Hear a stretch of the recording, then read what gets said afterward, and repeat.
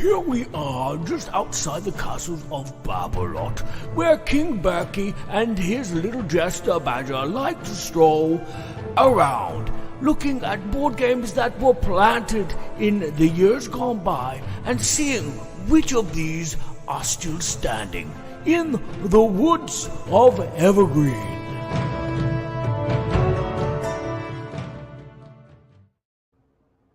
Hey, hey, hey! It's the Berkey and it's the Badger Board Game Babble Show episode of the Woods of Evergreen. Yay! This is not our full-blown show that we're going to have after Gen Con and talk about all the cool convention experiences, but we're going to talk about games that we think still stand the test of time from 2014. Second gear. Second go. It's because we're doing it twice. Duo. Le deuxième fois. Day. Okay. Latin. I'm with you, sire. That makes sense. We should make that the official royal decree that it's the second deux. Yes, the royal decree. The king has declared that we shall call this deux. Yes, today is deux day. Deux day. Durin's day. Dylan day. Hey, Kabuki Kid is here. Woohoo! Hey, now we can get started. Life begins. Yes. I hope you've got your list ready, KK, of your games from 2014. Yeah, that's the. She always has some great insight to offer, so we're glad to have her on the show.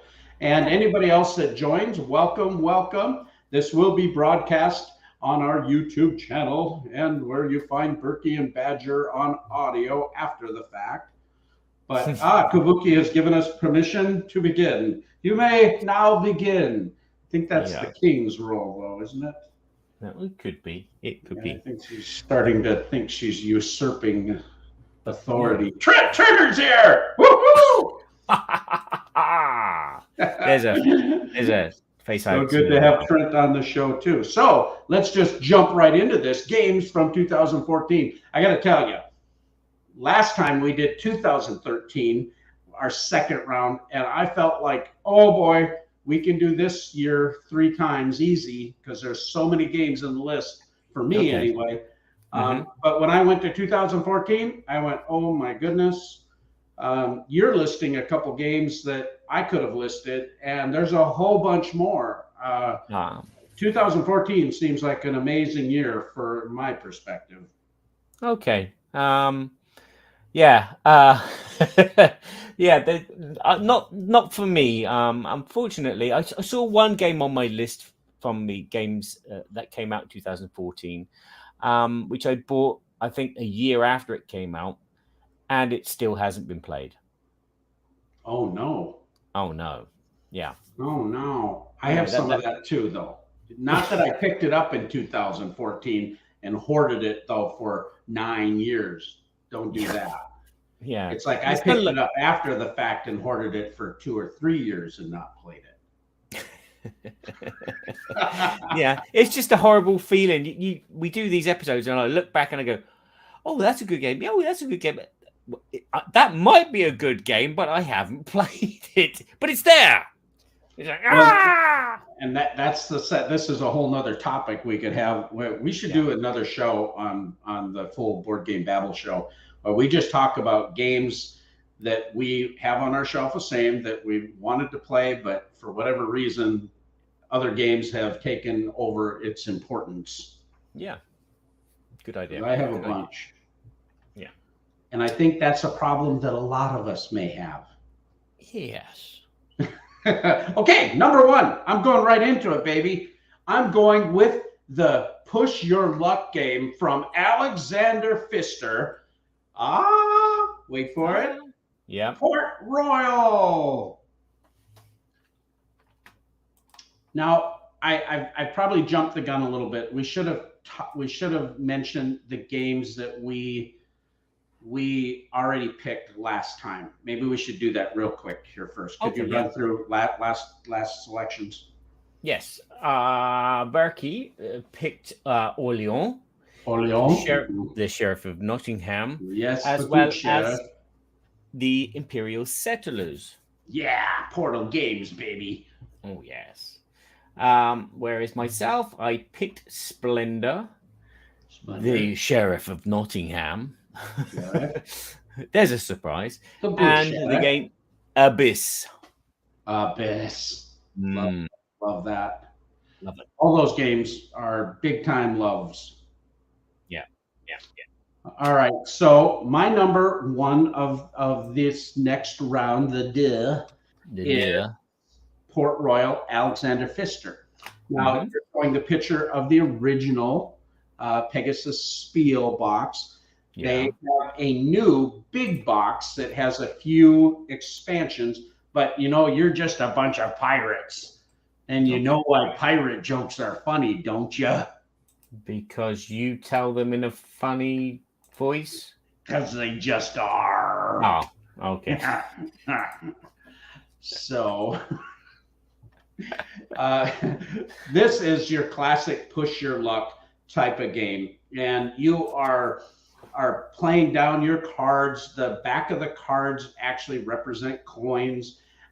You can only have so many coins, but you're using these coins to buy these new characters that allow you to do extra things, where maybe you get an extra card, or you get to buy a card for less. You get the admiral, or you get the governor, or you get all these different traders that allow you different abilities. But then you have these ships that come out from all these different countries: Spain and England and France and Dutch ones. I mean, you've got these things. Well, if you get three of these ships, if you get two of these ships that come out that are the same, you bust. But you're trying to get as much as you can get. And it's just always a joy to play this game. It's easy to teach. It's a card game, so you're just whipping these things out, and it's just a lot of fun. Love it, love it, love it. That I think you can still get the big box edition from Miniature Market. Absolutely stands the test of time. We play this a lot, especially when we're looking for that just simple, quick game to go out. It's a lot of fun, but some really good choices. You're so punny, says Trent Turner. All right, what's your number one? Okay, sorry. Distracted by the pictures, and I was going to actually ask you what is actually in the big box. What's the difference between the normal version and the big new box? art? It's got a little bit. It's got a couple expansions that are in there. I've actually not really played with some of the extra things in the big box, because I had my copy and I played it with a friend, and they loved it so much I just gave them my copy. I knew the big box was available, and so I just went ahead and got that, but I haven't actually played with a lot of the expansions in there, but I think there's just some new abilities and some things like that.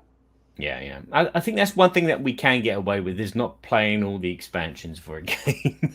Well, sometimes they help, and sometimes they just make it more convoluted, right? Yeah, and then sometimes you got to wait till people are up on the level of the game and they know the base game, and then you can throw in the expansions. But by then, there's new people sat at the table, and it's like, let's start again.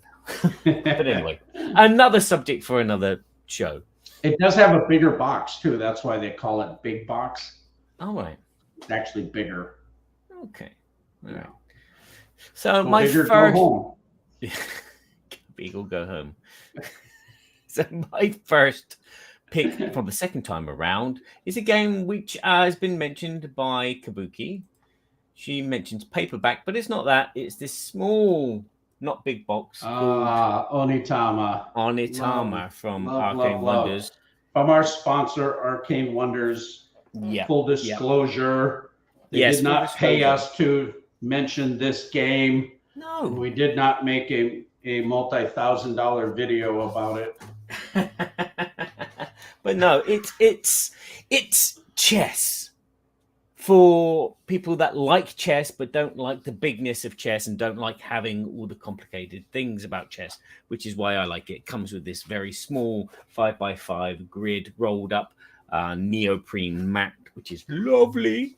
Awesome. And then it comes with 8 figures, 4 for each player, one is the 10 figures, 5 for each player. One is the Sensei Master, which is like the king, and then you have 4 students. And in this game, you're not playing in the traditional way of chess, where you just choose a piece and you move it on your turn. This is basically a case of you have 2 cards each, and these cards will tell you what moves you can make. And so you'll choose one of these cards, and then you'll choose one of these pieces to move in the position which is dictated by the picture on the card, or the positions on the card. So, like, for example, here, the dragon. Yep. The black square represents where the playing piece is at the moment, and then the gray squares represent the spaces that piece can move. And obviously you can't move off the board, and you have to follow that. And hopefully one of those spaces is a space which contains the Sensei Master of your opponent, which means that you win, or if not, maybe one of their students, which means that you remove from the board. And there are a load of these different cards. And as soon as you've played one of these cards, you place it into the middle of the table where there is another spare card, and you take that spare card. And then your opponent does the same. So you're swapping cards. And so you're strategically playing a card which you don't want, or maybe you want to give to your opponent because then you can see that they can't use it on their next turn. And there's this back and forth where you, as I said, you're trying to either trap the Sensei Master, or you're going to try and get one of your pieces onto this one particular space at the back where the Sensei starts. And that's it. It's light, it's simple, it's quick. It can go long sometimes with a bit of back and forth if you've got really 2 really good players playing against each other. But apart from that, it's just something that I like to get out when there's 2 of us. My daughter loves playing this game. And I've been able to teach this game to my grandkids, and they've been able to pretty much figure it out. Philip, anyway. He's 7, and he's able to figure that out. But, he's probably not looking as many moves ahead because you have a little bit of foreknowledge. Yeah. And then you can also, if you take out the other master's pawns, they're what do they call those guys? I saw Tim Douglas said there's a set of Onitama that came with the tan instead of the red. Yeah. The later versions, I think, were the red and the blue, right? And the production's off the hook, but you can also go and take the other person's dojo to win, that temple. Yeah. So that's always a tricky thing, trying to move your pawns forward, your apprentices or whatever, moving them forward. And they're Kabuki and Tim Douglas. Welcome, Tim. They're saying too, it's really quick and simple to play. I agree. It's brilliant. It's just brilliant. Yeah. As you say, production is off the clock with this lovely box. Oh, unfortunately, it doesn't fit nicely with the rest of your games on your shelf, but you can make an exception for this one box. Exactly. You put it up somewhere and display it. It's so cool. Yeah. There you go. That's my pick, Onitama. Well, let's do our first sponsorship of Arcane Wonders. And the reason I'm bringing this up right away, I got to tell you, for those that don't know, or you may be hearing this in the next few days, we are all getting ready to go to Gen Con. Now, you see here, their big reveal is Call of Duty, the board game. Okay, this is a partnership with Activision. They have pulled out all the stops. The development on this game has been in the works for over 2 years. And this line of sight mechanism, so often video games don't translate into board games. And the reviews so far coming out from a lot of different people. I was talking to Sam Healy at Origins. He was helping us in our booth, and he was going, this is the best line of sight transition type of that mechanism, but transitioning to a board game that he has seen. He just loved it. And we've been hearing a lot of those reports. Well, Brian Pope and his son, Benjamin Pope, have worked endlessly on this. And then they've worked endlessly with Call of Duty. Robert Geislinger has put his whole heart into this thing, I got to tell you. At Gen Con, room 121, I believe it is, there is an event you can sign up for to play Call of Duty. And you go into this separate room. It is all Call of Duty. We are going to have 12 Sherlock Holmes game toppers, 3 foot by 6 foot toppers on our brand new Desert Dunes map that's coming out to Kickstarter. That's going to be on these tables playing these amazing games at Gen Con. So you'll be able to see it in their booth as well. But Call of Duty, they have tons of other offerings. You're going to see Dubious, and you're going to see Furnace and Gap and some of the other games that they have available, Dice Manor, different games at Gen Con. They've got a huge booth that they're pulling out all the stops. But definitely check out that Call of Duty. And if you're going to be at Gen Con, you'll probably see me wandering around with my top hat at the Arcane Wonders booth or some of our other publishers. And we'd love to connect with you. But check out Call of Duty from arcanewonders.com. Call of Duty. Call of Duty. Kabuki Kid. Oh, he's making me laugh. Call of Duty. That's your Minnesotan accent, that is. Call of Duty. Duty. Yeah, sure. You betcha the duty. Yeah, you hoser. The duty abides. Okay. That's funny. All righty. So, number 2, Berkey says the game is Lords of Ziddit. Lords of Ziddit. You're pulling up the graphic there. I'm forgetting the publisher, actually. It's yellow. Yeah, oh yeah. Initially it was. It's been printed a couple different times. This is in the Seasons universe. But what's so cool about this is one of those programming games where you have these dials and you are programming your standee that you're walking to all these different cities, but there's an area control element. But see right there, you can see in this picture, go back to that picture, please. You see there, you've got your wizard and you've got your cleric, and then you've got a peasant, and then you've got your the warrior, and then you've got an elf. Well, you have to collect these different people on these different cities to collect those resources, which you're going to turn in then to kill these big monsters. Well, as you do that, you're going to get rewards for it. So you might get castles, or you might get a bard token, or you might get the coins. All of these things go towards getting majority in these different areas. But what's so cool about this game, at the end, there's different scoring mechanisms where you have to pass the first of the 3 scoring. You have to be in the top 3 if you're playing a 4 game. If you're last, you're out of the game. Yeah. So you could win the next 2, but if you don't win the first one, you're out of luck.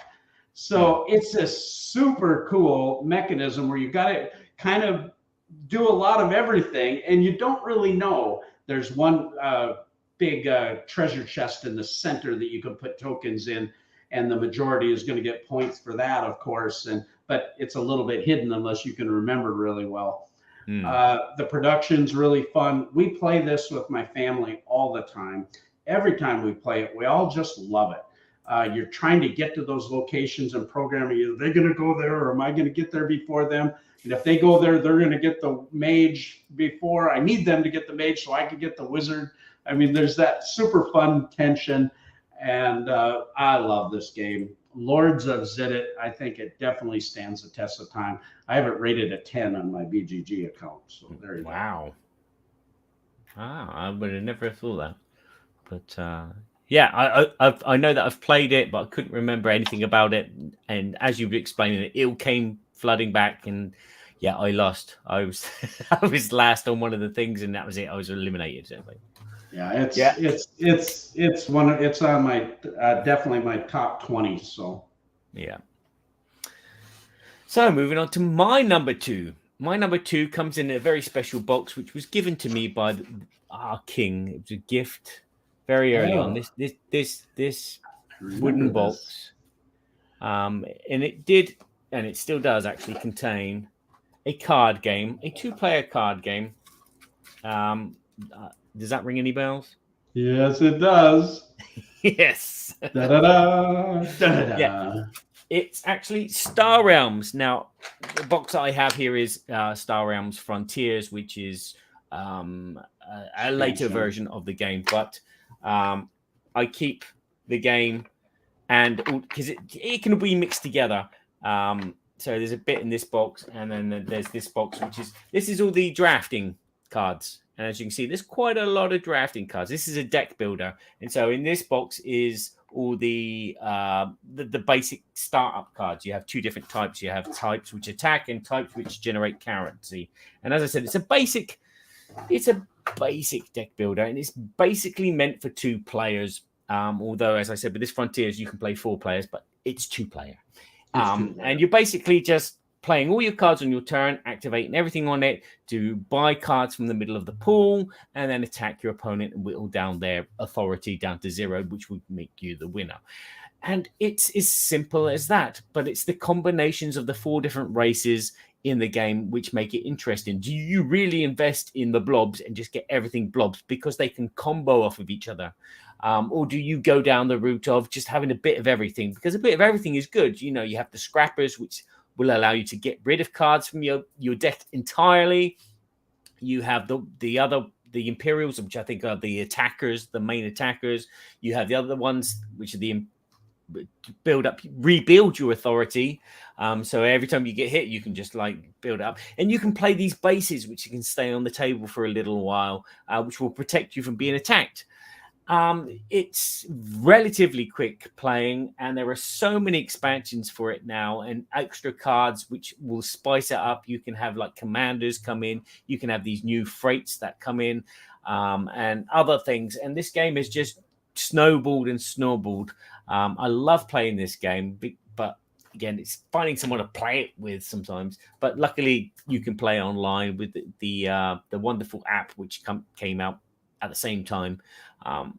Yeah, the iOS implementation of this game I think is great. You can do campaigns on it, and they've unlocked a lot of the new faction cards. And like you said, they had a big Kickstarter where I actually have the great big box of that, where all of those expansions and all those different characters and colonies was one of them. And now I have the Kickstarter that had a whole bunch of other stuff, bunch of legacy stuff that hasn't fulfilled yet. But yeah, I just love this game. I was going to put it on my list. I saw it on yours, and I thought, well, we'll talk about it because it's one of my favorite by far deck builders out there. I mean, I like it better than Dominion, which I really like Dominion a lot. This was just another level. Yeah, I wouldn't say it was better than Dominion. I like Dominion because you've got these fixed 10 different things, and so your strategy is, okay, this is what I'm going to do and how I'm going to win. Whereas with Star Realms, it's very random. You never know what's going to come out into the pool, and then you never know, and you remember what's going to come out in your deck. And it's like, yeah, that's true. I like the culling mechanisms in Star Realms a lot. And now with the Star Wars, the deck building game, which I really love, we talked about it a little bit. That game is added a few enhancements to this type of system. Okay. So yeah, I think it's really great. Okay, cool. So that's my second pick. All right, and then on to our other sponsor. Of course, it's Game Toppers. Yes, Game Toppers. I know a little bit about Game Toppers. Started in 2017. There was this guy that had this idea. How do we make a portable game table that's affordable and high quality so we could upgrade people's gaming experience? And you know, I know that guy because it was me. Since 2017, we have had 4 successful Kickstarters, and we are now getting ready to do Kickstarter 4.0. You say 4? Why is it 4.0? Well, because we did a 3.5. So 4.0 will be technically our 5th Kickstarter. Interesting. But we have tons of cool, fun stuff. 10 new maps, 5 new terrain maps, 5 new thematic maps from some of the top artists. When I have teased some of the pictures of these maps, people have told me, we'll see if everybody agrees, that they think these maps are some of the best maps that we've ever done. Well, when I look at the 20 maps that we've already done, I think we've done some pretty amazing, maps with our artwork. The pirate map, the Viking map, our space map, Cthulhu, and so many others. Our Roman theme mat, the Great Wall by Vincent Dutray. Well, we have a new mat from Vincent Dutray. We have a new mat from John McCambridge, which is a horror theme mat. And I'm just going to leave it at that, leave some excitement, anticipation there. But we also have a ton of other ideas. We will be revealing the Young Sherlock, which is our children's end table, coffee table, puzzle type table that's on coasters, perfect in front of reclining sofas that can move. We're going to be revealing that and a lot of other fun little accessories that we have. And we're super excited about a couple other items that we're getting ready to talk about. And that Kickstarter, we hope to be launching within just the next couple months. We got a couple things still in projects, or we're waiting to give people the release date, but it's not very far in the future. So stay tuned to GameToppersLLC.com on Facebook, on Twitter, and on our website. If you're looking for a Game Topper now, we have a lot of stock of product and have some package deals. You can go to shop.gametoppersllc.com and find all that. There you go. Nice. Number three. From Berkey. Number 3. This is a game, for some reason, I feel like a lot of people aren't aware of. But this is from a designer who I think is amazing. It's Mori Polo. He did Libertalia.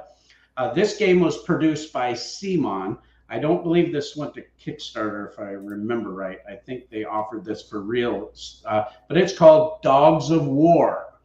And this is this game where you're trying to get influence with these different houses. There's a whole bunch of really cool miniatures for each of your faction, but you're playing these workers, these faction workers out. You have 3 different zones. And then in each zone, there's 3 different cards. Well, you're trying to influence them by getting your other cards. You get these cards that might give you power. So say that one gives you a 1 power, one, maybe you got the war horse that gives you 3. Well, you're trying to influence to move this track up and down. But then you have some hidden agendas with these little crests. These crests represent the different houses. Well, at the end of the game, whoever has the houses at the top, it's like an economic type of track. When you're trying to manipulate all this, but it's worker placement. So you're putting these down in order and you're competing directly against your opponents. It's the push and pull of that combat, if you will. It's just really intriguing. There's so many different choices to make when you're drafting those cards to, okay, do I need to get a card here that's going to give me more power here? Or do I need to buy 2 cards that gives me a little influence in both zones? Because you can't really do everything. But then when you put your token down on these cards, which come out and are randomized, you're also going to get certain things that help you achieve those goals. So there's this just amazing decisions. It's always got a lot of exciting tension, not like Take That tension where you're always feeling screwed. It doesn't feel like that at all. It's just the way the game is designed. You're constantly trying to manipulate that. Love this thing. It's kind of got this cyberpunkish Shakespearean feel, vibe to the artwork. It's just a pleasure to play. We love playing this game. Okay. Dogs of War. Yes, I think I've heard you talk about that game before, and yeah, it's got a good ranking. 784 on Board Game Geek, which is very good. Yeah. Yeah, and I think you meant steampunk. You said cyberpunk. Steampunk, yes. Yes. I think steampunk and cyberpunk are very close because they have the word punk in them. All right. Yeah. Okay. So if they were called Smelly Punk. Punk. No. A punk. A lot of these games Kabuki hasn't played, which is surprising. Yeah, she's usually always knows all about all this stuff. Well, I think anybody else played Dogs of War out there? I can't hear you. I'm definitely sure that Kabuki has played this one. Oh. This game came out and was a huge success. It involves random programming and just carnage. And it involves a train which looked stunning on the table. Ooh, yes. It is Cult Express, the bandit train robbing cowboy game from Rootin' tootin', Ludonaut. partner. Pardon. In this game, you'll number one, you'll build this train, this 3D train, which you'll put out in front of you, and you'll add some carriages behind it depending on the number of players. I'm going to pop up a picture, I think, instead of getting it all out. Cut this out. Boom. There it is. There we go. Cool little standees to build your little train and all your little stuff. Yeah. And so your train will sit on the table and it'll be 3D, and you'll add your bandit somewhere on the back depending on the number of players. And there'll be some random loot spread out onto these wagons, as well as a briefcase of $1,000, which is the highest paid, well, the highest points of the whole game. And on your turn, the game plays over several rounds, and each round is dictated by a card. You'll make a deck of cards which will tell you what's going to happen to the train. Is it going to go through a tunnel? Is it going to break suddenly? And it'll also tell you how many turns and how many cards you get to play from your hand. And you'll have a deck of cards. Everyone has the same deck of cards, which will either move your cowboy to the wagon left or right, or make him climb outside the wagon on top of the roof, like in the films. Or shoot the guy in the foot.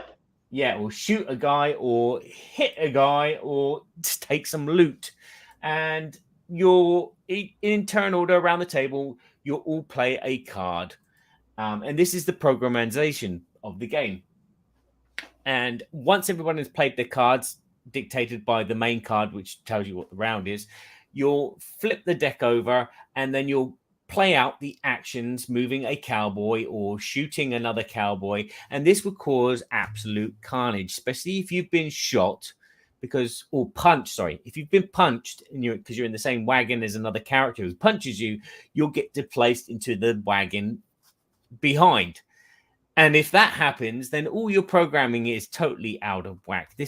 You got to take this with a grain of salt, this game. This is just a fun, carnage, chaotic, fun time.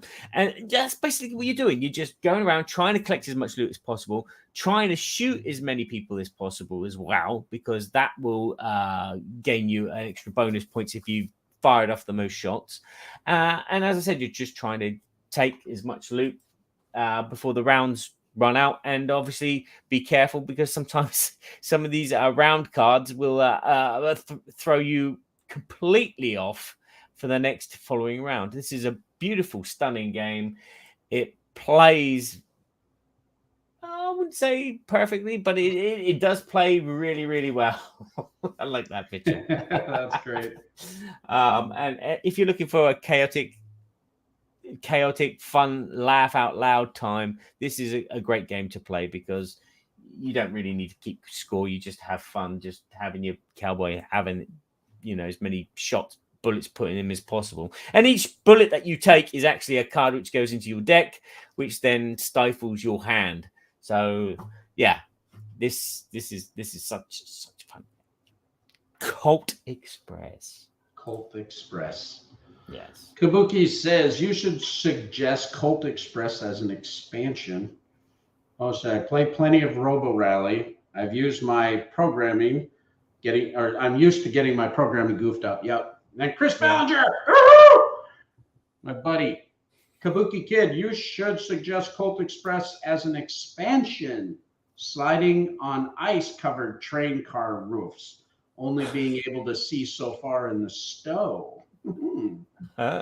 Interesting. Yes, I love that game. We played it and played it and played it. And I got kind of sick of it, actually, because every time we have certain family members, that's all they wanted to play was Cult Express. Can we play another game? And then we played it with another family. They loved it, and I actually gave it to them. All right. And now I kind of wish I had it.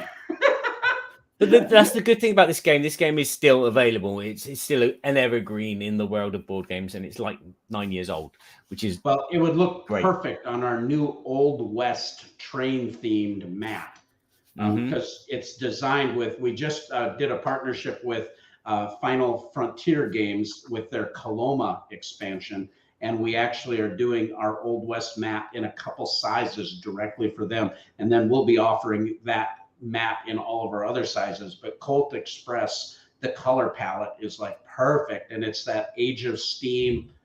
It's perfect. It's just perfect for how it would display on that map. So I might have to just grab one just for posterity's sake. I think the game is coming back because I think they've announced a new expansion for the game earlier this year. Oh, Kabuki Kid says, yeah, it was a 2015 Spiel des Jahres winner. Yeah. Good point. Yeah. Yeah, and there's some other, like they're talking about Deep Sea Adventure. And if we do this again, that's a game I really like. Might be on the list, but there's a whole bunch of other games might be on the list. I could go deep sea with that.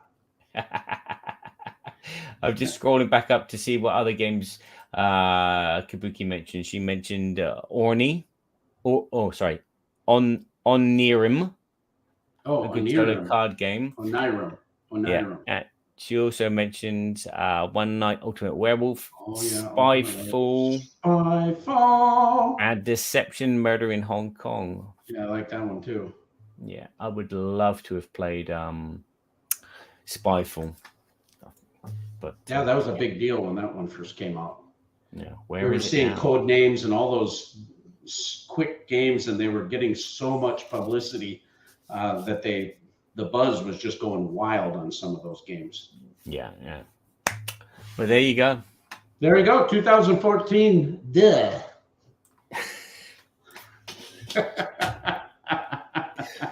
Oh, what the Hey, this is super fun. Glad you get to see us do a little bite-size show, The Woods of Evergreen, 2014, our second round. This will be available on Libsyn and on our different channels.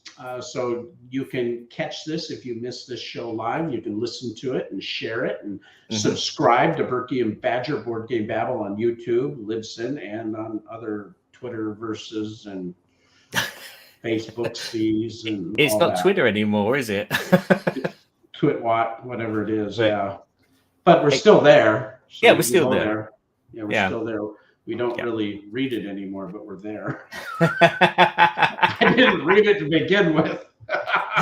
Hey, don't forget there is our Berkey and Badger Board Game Geek Guild on Board Game Geek, of course. Yeah.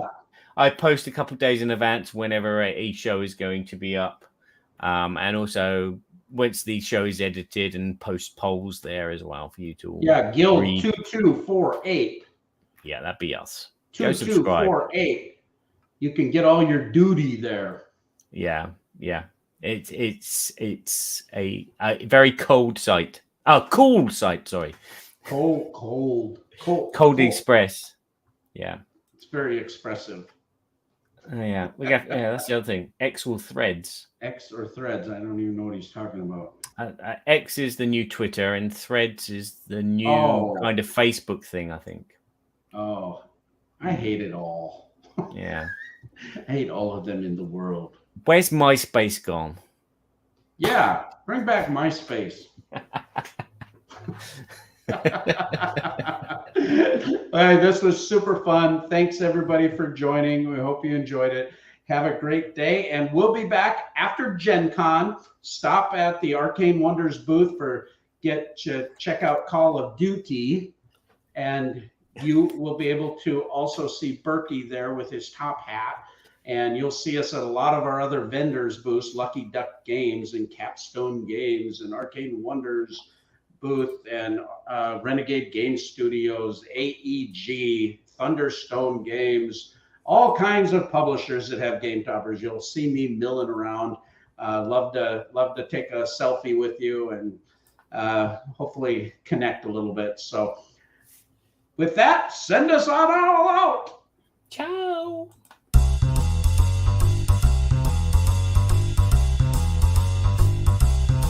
We're so glad we had this time together. Now it's time to go. It won't be long until we have another show.